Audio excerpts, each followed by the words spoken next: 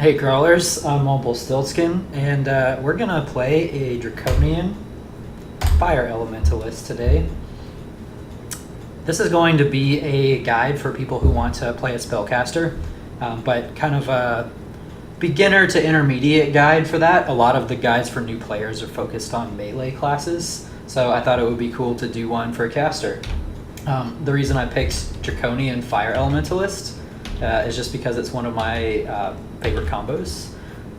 Draconians, they're pretty good. But before we get into all that, I just want to give you a heads up about what I'm going to cover in this video. So we're going to talk about skills. We're going to talk about positioning with monsters, which is really, really important. We're going to hit spell power, what intelligence does, talk a little bit about Draconians, how to evaluate threats, and kind of like what you should do when you see an enemy. And, you know, whatever else happens, because it's a pretty unpredictable game. If you have already won before and you kind of know what you're doing, this might not be the video for you. But you might still find a few things that you didn't know before. The other thing that I would say is that if you want a really, really high level of play, then I'm pretty good at the game, but there are other people who are definitely better than me. So I've linked to a couple other channels in the description. Demise EU and Ultraviolent 4 are both really good, and so if you want to look at kind of more expert videos and stuff that's not explicitly like teaching you, although they do have some of that, those guys might be a better fit. But if you're pretty new to the game and you just want to kind of see what being a caster is about, then this is probably a good video for you. So with all that intro stuff done, I'm going to start explaining a little bit about what I'm doing instead of just doing it. So we just ran into a lot of enemies, and honestly I shouldn't really have done what I did here. It's kind of fine because these guys aren't that scary, but I was a little distracted by talking. So don't do what I just did, but it's fine. So first things first, let's talk about skills. You'll notice that right now I only have Conjurations turned on. There's a reason for that. So we're Fire Elementalist. Let's look at the book that we start with, Book of Flames. So we just press R to read, A to look at the book. These are the spells that we have access to. So we can cast Flame Tongue right now. This is a spell that it just does a little bit of damage. It's kind of short range, and that's it. It doesn't cost that much hunger. It only costs 1 mana. So pretty good all around spell for the early game. One of the weird things about it is that as you get more spell power, the range on it actually goes up. Most spells, the range is always the same, but with Flame Tongue, you actually will get more range. Right now, we only have 3 tiles, so they have to be within 3 for us to cast it at them. But let's look at these other spells too. So these are the spells that you will always have as a Fire Elementalist to start with. Throw Flame. I don't personally like this one very much. The reason for that, yeah, it has longer range than Flame Tongue. The damage is not really a whole lot better, and it costs twice as much mana. And you'll notice right now we have 5 mana, so I could either cast 2 Conjure Flames, or not Conjure Flame, 2 Throw Flames, or I could cast 5 Flame Tongues. Which one do you think is better? Obviously 5 Flame Tongues. So I don't usually bother with Throw Flame. Conjure Flame is really good. We'll get into that though when we're actually able to cast it. It'll make a little more sense. So, as we go through, you'll see we got a robe here. Can't wear it, we're a Draconian.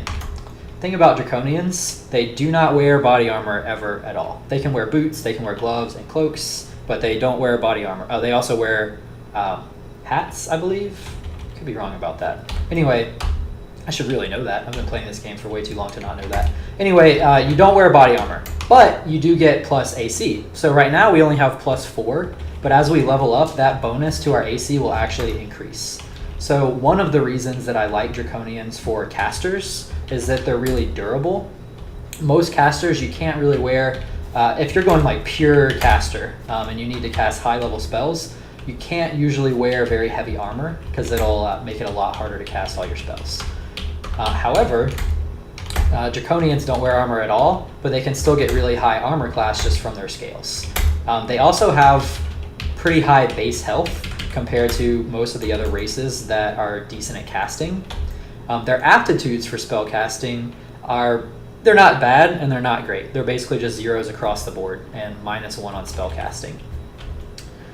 One thing that will happen is that when we get to level 7, experience level 7, not level 7 of the dungeon, then we will actually get a color. And so that's going to change a few things. It'll change our aptitudes a little bit. So for example, if we became a red Draconian, we would be a little better at casting fire spells and worse at casting ice spells. And it'll also give you a certain kind of resistance. So again, red Draconian, you're getting fire resistance, stuff like that. And you lastly will get a breath weapon, which is a pretty short cooldown, doesn't cost any mana, costs a little bit of hunger, and that's it. And depending on what color you are, you get a different breath weapon. But those are really good for casters because, as you can see, as we were just like running in circles with this cockroach, you can run out of mana pretty easily. And if you rely on mana to be able to kill things, then that's a problem. So it's pretty good to, not have that problem as much, which is why the breath weapon is a good backup. So those are the reasons that I kind of like Draconians for casting. They're durable, they're pretty decent at aptitudes, and they get interesting stuff to go along with their scale color and all that. You'll see we just hit Conjurations level 3, so this is a good time to talk about skills a little more. Conjurations and Fire Magic are not exactly the same, and we want to level them up pretty much alongside each other, because if we look back at all the spells we have access to, except for Inner Flame, every single spell that we could memorize right now requires Conjurations and Fire. So we need both schools of magic equally, and obviously the higher one gets, the longer it takes to level up. So it's better to level them up kind of equally. So I usually will turn on Conjurations until it matches Fire, and then I just turn them both on. You don't have to be as precise about it, but I tend to like to do that. We just hit our first level where we get to choose a stat, level 3, and I picked Intelligence. So it's a good time to talk about Intelligence. Obviously, we've got 3 stats. Strength affects how much physical damage you do in melee. Dex affects your dodging, other things. Strength affects more than that too, but we're not really going to get into that because we're using magic. We don't really need strength. Every time we have a choice for a stat, we want to pick Intelligence. We're a pure spellcaster, at least that's what I'm going for, and so we're going to want to have a lot of Intelligence. What it does for you, a few things. So having more Intelligence gives you more spell power. So for a damage spell, that means you're doing more damage. For a buff, usually it'll mean like it lasts longer. It depends on the spell. But more spell power is always good. More Intelligence will also decrease the hunger cost when we cast spells. So if we press capital I, it'll pull up all the spells we currently know, and then we can actually press that again, and you'll see it changes the view. So we can see our spell power, we can see the range, and how much hunger and noise. So Flame Tongue does not take very much hunger. It does make you a little hungrier, but as we get to higher level spells, we're going to start to have spells that can really make you hungry. It's still not a huge issue because you tend to have more than enough food in Crawl, even as a spellcaster, but it is something to keep in mind, and Intelligence does reduce that. So those are the main reasons to get Intelligence. It gives you more spell power. It lets you, do other things related to spellcasting that are good, like reduced hunger. So you always want Intelligence. Let's see what else. We are in dungeon level 3, so we're going to start to see some slightly scarier threats now. And let's talk about positioning a little bit. So we'll just wait until, actually this is a perfect time because now we have a ghost enemy. Before we talk about positioning, we might as well talk about evaluating threats because this is a great time to do that. So when we see an enemy that looks scary, like a player ghost is almost always going to be a pretty scary enemy, you can press Shift X, and then you can move over with the arrow keys and press V on top of an enemy, and it'll tell you everything you need to know about this enemy. So this guy's got 28 health. It says he's extremely dangerous, which means basically that he's higher level than we are. He can hit for up to 11 damage. That is one of the most important things that you'll want to look at when you're evaluating an enemy. It's really mainly referring to their physical damage, I believe. So this guy, he can cast Stone Arrow as well, which could potentially hit even harder. But this can hit for up to 11 damage is really important. What it means is if we have 11 or lower health, this guy could one-shot us. So when you're evaluating an enemy, you want to look at your own health and how much damage they can hit for. And if they can hit for a lot of your health, then you might reconsider fighting them at all. Now, because this guy is stronger than we are, and he's a ghost, which means he can't follow us up or down stairs, I'm just going to run away. I do not want to have anything to do with him right now. We can wait until we're a little stronger and then maybe come back for him. But he can shoot stone arrows at us, and he's just in general strong, and we don't really want to risk it. It's not worth it. Crawl is not the kind of game where you have to kill every single enemy. Definitely not. So we just kind of went away. We went down a different set of stairs. Back to positioning, because that's what we were going to talk about. It's going to depend a lot on what your enemies are like. This guy is actually slower than most enemies. So we can run away from him. If you ever die to a worm, then you probably made a mistake, because worms are about half the speed that you are, and so you can always run away from them. They hit pretty hard, but you can just walk away, so it doesn't really matter. So if we find a scarier enemy, but not one that we don't want to fight at all, like that ghost, then we can get into more depth on positioning. But I would say positioning is the most important thing to understand as a spellcaster.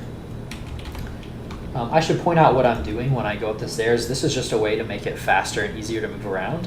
Again, if you press Shift X, it'll give you this ability to kind of move and look at things instead of just moving your character.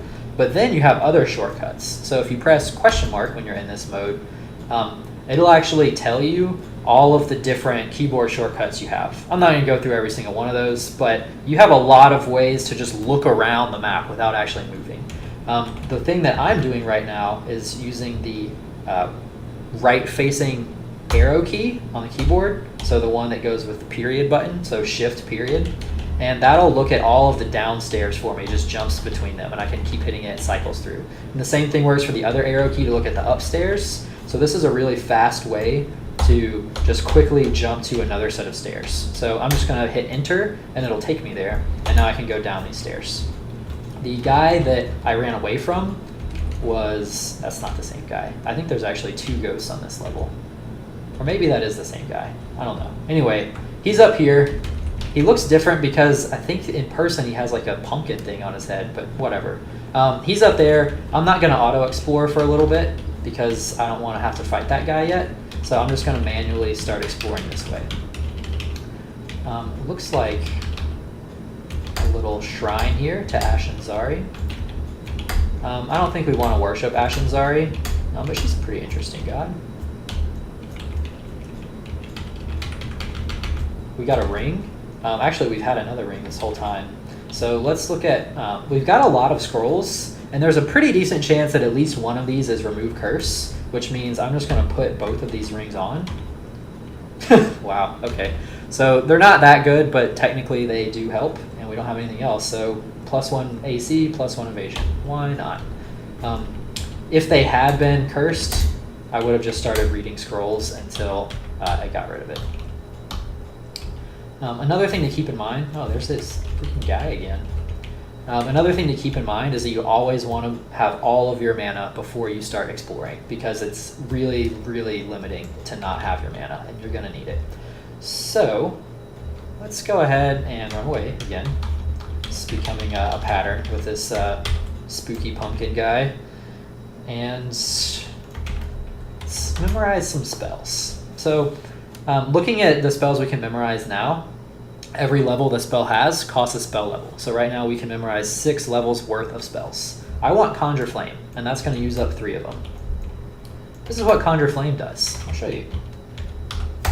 Makes a little cloud of fire. You cannot cast it directly on top of an enemy, so don't go thinking that you can do that. However, it's extremely useful in a lot of different situations. You can use it to block off a hallway and retreat. You can use it to block off a hallway and shoot ranged attacks and they can't get to you.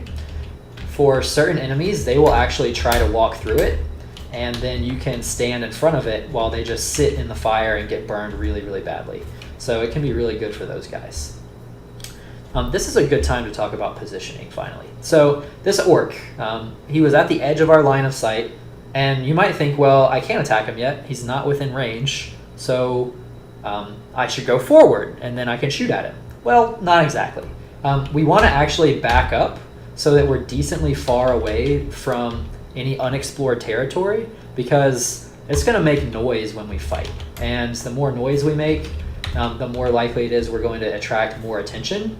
And because our mana is so limited, we really don't want to fight any more guys than we absolutely have to. This is another case where the positioning is going to be a little interesting, because centaurs are ranged enemies. And this is a good time to evaluate the threat as well. Looks extremely dangerous. The thing about centaurs, they're fast. So they move faster than us. It's hard to run away from them. They have a ranged attack that hits for up to 10 damage. So that means that if he did not miss, then if he shot us 4 times, there's a very good chance we would be dead. Now you might notice that if we were to approach him, he can see us once we move here. And so we would have to go 1, 2, 3, 4, 5 moves, and he would be able to shoot us every single turn we were doing that. We do not want that. However, there's something else we can do besides running away. If you press T, you can actually shout if you press T again. The reason that this is useful, well, it makes some noise. And you'll see that when I did that, it said you shout for attention, you hear a shout. Because we heard the shout, what that means is that the centaur shouted back. He was like, oh, somebody's yelling, I want to go find that guy and murder him. But that's to our advantage, because now he came to us, and we can just move 1 space instead of 5, and now we're adjacent to him. Thing about centaurs, even though their melee attack is really weak, their range attack is really strong. But if you're next to them, they will only attack you in melee. So it's much safer to fight a centaur right next to the centaur than it is to fight them from range. Even though we're a ranged character, we want to be right next to that centaur so he doesn't fill us up with arrows like a pincushion. So all we did was shouted, got him to come to us, and then got right next to him and loaded him up with some fire. I'm going to go ahead and demonstrate Conjure Flame here, even though I don't think I really need to.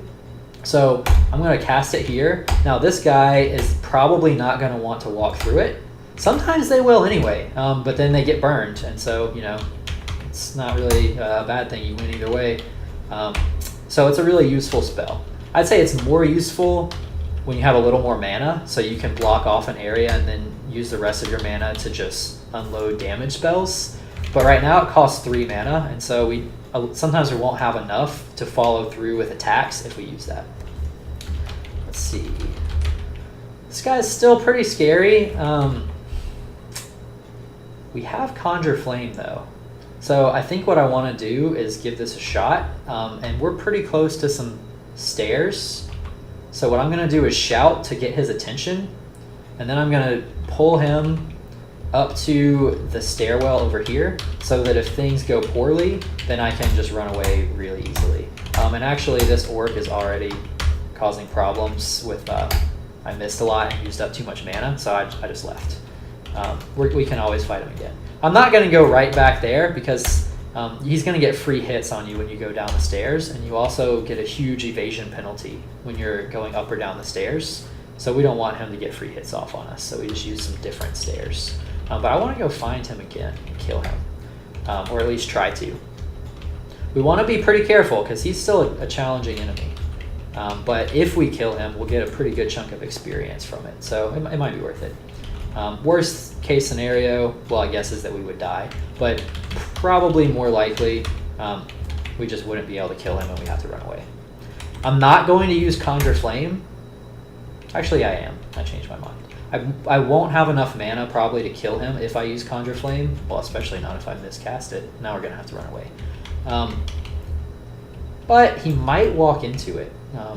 Sometimes you can kind of trick them into walking into your Conjure Flame.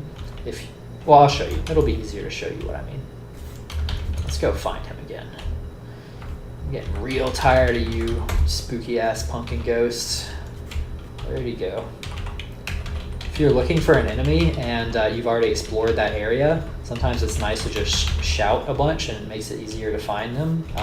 But you want to be careful when you do that because you don't want too much attention, just like always. Still looking. We've seen a few altars already, but we haven't seen any altars that I think would be very good for a spellcaster, so I've just kind of left those alone.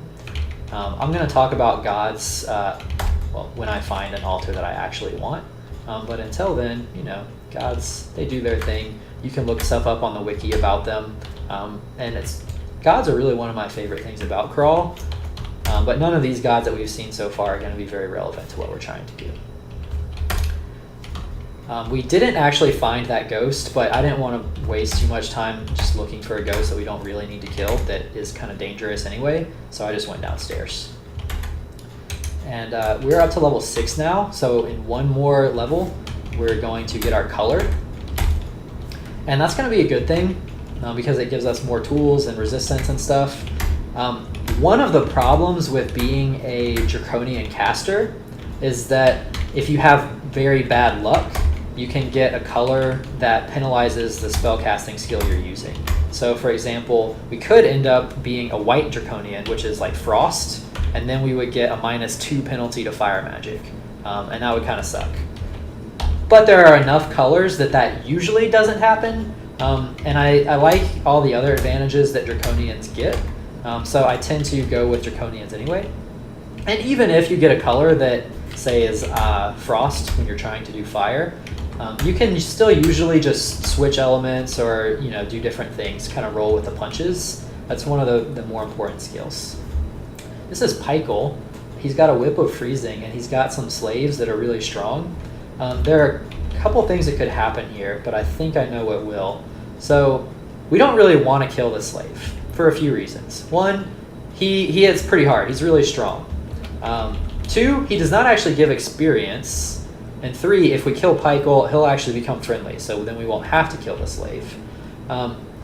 So we want to kill Pykel and not worry about the slave. Problem, though, is Pykel has this little question mark. Means he does not see us right now, but the slave does see us. So probably what's going to happen when we move is the slave will move here and be in front of Pykel, and we don't want that. I'm going to just see. Actually, if we shout, that'll get Pykel's attention. Maybe he'll come first. But probably we're going to have to back up and position ourselves until we can get Pykel to be in front of us and behind the slaves, or the slaves behind him. Yeah, so this is what I thought was going to happen. So now we're just going to back up. And we want to go pretty far because Pykel has more than one slave, and they're all going to be really close to him. And so we want them to keep following us, but we don't want the other slaves to know where we are. And so I'm just going to try and let him catch up a little bit, but also try to get Pykel blocking the slaves. So the way to do this, I'm not really like doing any kind of special, you know, magical strategy here. This is maybe not the best thing. I'm basically just trying to move around such that they have to adjust in position. Going into this hallway was probably a mistake. But that's okay because I was able to use Conjure Flame to sort of separate them off. We really don't want to be exploring new territory though while we're in a serious fight. But we finally got Pykel right in front of us. Unfortunately, we're a little low on mana, but we do have this Wand of Ice Blast as well. So I think what we're going to do is use Ice Blast while we still can, because when it gets next to us, it'll hit us too. And then we're going to just shoot fire at him and hope that we have enough mana to kill him. He's actually hitting us a lot harder than I thought he would. So he has a chance to kill us next turn. So I may have made a mistake here. The way I'm thinking about dealing with this situation, these are the options that we have. Option 1 would be read a random scroll and hope somehow that it helps us. Like Fear or Blinking would probably save us. We are slowed as well though, so even that might not save us. Option 2, we could quaff a potion and hope that it, again, helps us. Ideally, it would be like a Heal Wounds potion. Curing would help a little bit. Haste or might help, but we're so close to dying, we really would just want Heal Wounds. the chances of getting the exact thing we need are pretty low. So the other option we have would be to just try to kill him. This is risky because if we don't kill him and he hits us, he can kill us in one turn. But since we're slowed, we can't run away because he's going to be able to hit us anyway. So I think even though we could die, the safest thing to do here is actually just try to attack anyway. We should have been smarter and not ended up in this situation by backing away earlier when my health was at maybe like half. I should have done that, but I didn't. So now we're just going to try to kill him and hope we don't die. This is going to be really ugly if he doesn't die this turn. And he's not dead still. We're slowed and surrounded and out of mana. Obviously, that's incredibly bad. So we may need to start exploring our other options. Again, running away, still not really an option. Because we're slowed, and that's a huge problem. So I think what we're going to have to do is just quaff a potion and hope we get lucky, and we're probably going to die. Resist, that's not really helpful. Curing, that's helpful enough that I feel like we can back up so that only one guy can hit us at once. And now we're not slowed anymore, so we can safely run away. Oh, well, Pykel swapped places with them. That's interesting. I'm not going to complain about that. I don't know why he did that, but I'm going to try and kill him. Okay, we got him. So I made some poor choices there. We could have very easily not been in that risky of a situation. So you can learn from my mistake. If your health is at about half, and especially Pykel had a freezing whip, and we are a Draconian. Oh, we got white. That's terrible. Anyway, Draconians are cold-blooded, so if you get hit by a cold attack, it can slow you. That's how we got slowed. So I should have really looked at that and then been a lot more careful. We don't have to worry about being cold-blooded anymore because we rolled a white Draconian. However, this was the worst possible case because, as you can see, our fire magic aptitude there went from 0 to -2. So now we are actually pretty bad at fire magic. This is the one color that you don't want on this build. So that's okay though, because we can still try and adjust. Again, we don't need to worry about these slaves now because Pykel's dead. They'll actually even fight stuff for us. So like they just killed that jackal. Anyway, I turned off fire magic because it's not nearly as efficient now to train it. And I'm going to put conjurations on because that's still going to help the spells that we're using now, but it can also help other kinds of spells later on.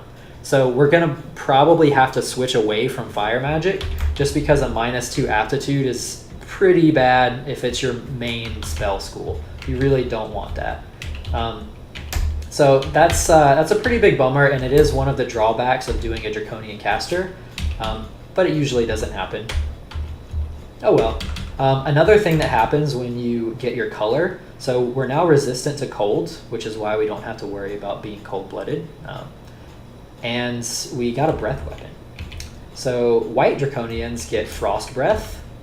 It does damage, costs hunger, and all the different breaths, they usually have something kind of unique about them. So the frost one will knock back airborne targets. Honestly, it's like my least favorite breath.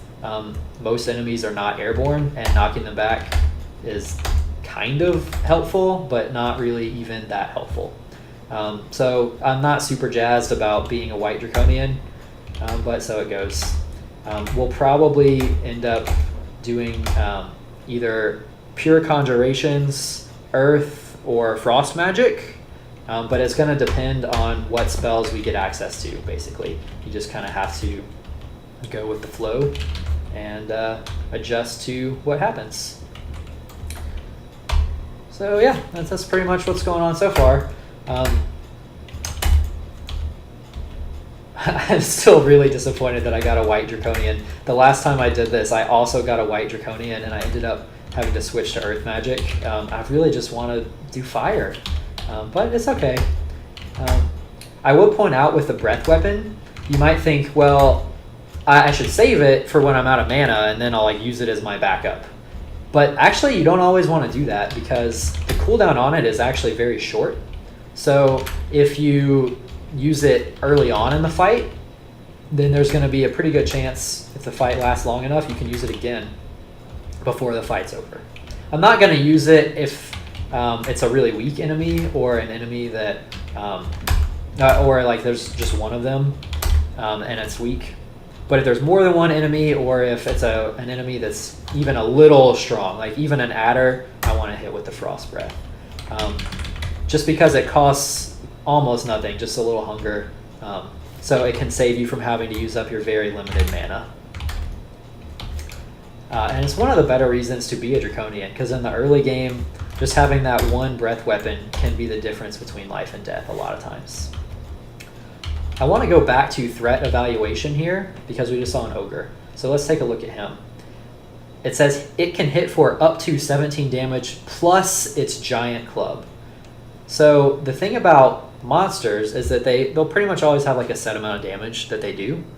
But if they happen to be wielding a weapon, then they add the weapon damage to whatever their base damage is. So monsters wielding weapons are much, much more dangerous. And giant clubs hit really hard. So 17 plus a giant club is a ton of damage. He's going to have very bad accuracy. So we would probably be okay to just fight him, but it would be very risky to do it that way. So what we're going to do instead is try to find a corridor that we can block off with Conjure Flame, and then we're going to just load him up with Flame Tongues until he dies. That is the plan. So this zombie dog thing, the jackal, is mindless, which is why it just walked directly into this flame cloud. I'm just going to press S to wait a turn, and the flames just destroyed him. No reason to waste mana. And then I'm just going to shoot as many flame tongues as I can at this ogre before the Conjure Flame goes away. And this way I did not have to risk getting hit by that giant-ass club and murdered, almost instantly. So that's one of the reasons Conjure Flame is so good.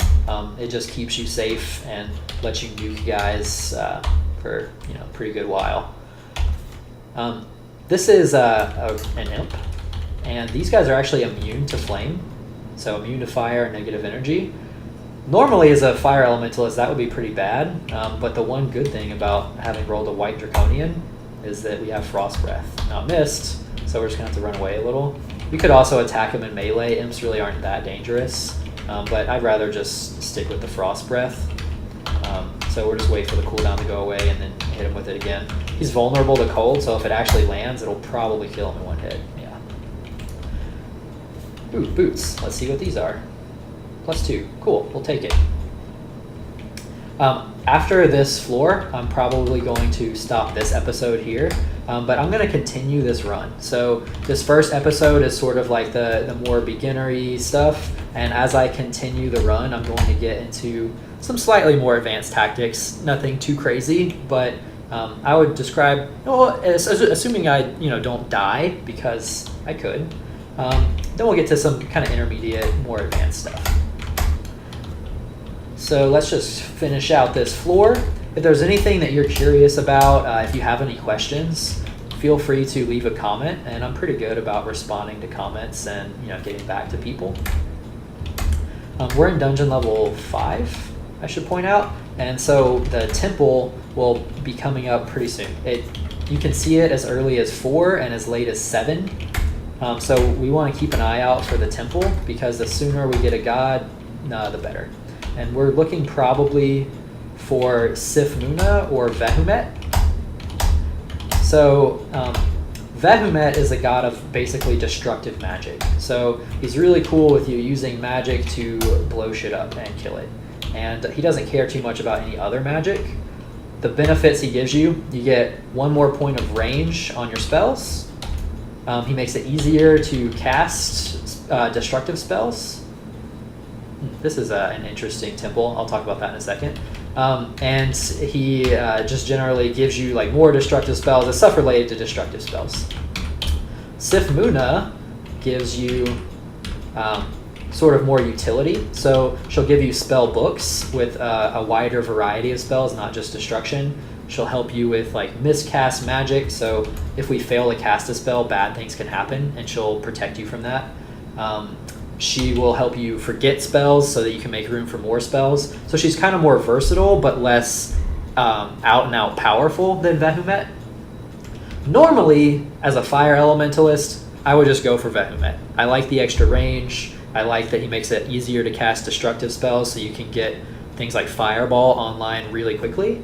However, because we rolled a white Draconian, I really want access to other kinds of magic besides fire, and I think we'll have a better chance of getting different spells that we need from Sifmuna. So just because we went white Draconian, I'm going to go ahead and worship her. I should point out there's a reason that this temple looks kind of weird and it has these altars. Every once in a while, you'll roll a corrupted temple, which is what this is. So this is basically a temple where Lugonu came in and then just corrupted a bunch of the altars. So normally you will not be able to worship Lugonu until you go to the Abyss, which is way, way later in the game, and it's a pretty scary place to be. But if you happen to have a corrupted temple, then you can worship Lugonu way earlier. It's not really something that I want for this build. Lugonu is kind of interesting, but not as straightforward as a lot of the other things that you could do, and not really suited to being a spellcaster, at least with what it's not good for what we're doing right now. This is a zombie, so I'm just going to cast Conjure Flame and then let him sit in it and die. It'll be the easiest way to do that. Pretty close to the end of the floor here. So I would just reiterate, if you have any questions, you want to see anything, feel free to leave a comment. It's literally the same ring we were just wearing, but cursed. How fascinating. Looking at our skills, Conjurations is up to 9. That's pretty good. I think we still want to keep focusing on that for a little while longer. We want to make sure that we're able to kill the things that we need to kill before we worry about getting utility or even more defense. Because if you can't kill things, it doesn't really matter how durable you are, eventually you'll get overwhelmed. So we're going to keep focusing on Conjurations until we get access to another spell that's more useful. This is another Ogre. Again, we're going to use the same strategy as before. We do not want to be next to this Ogre ever. So we'll just pop down our fire and blast him away. Okay, so that's going to be it for this first episode. Feel free to toss in a like or a subscribe. If you want to learn more, then I will be doing more episodes shortly, and I'll see you later. Take care.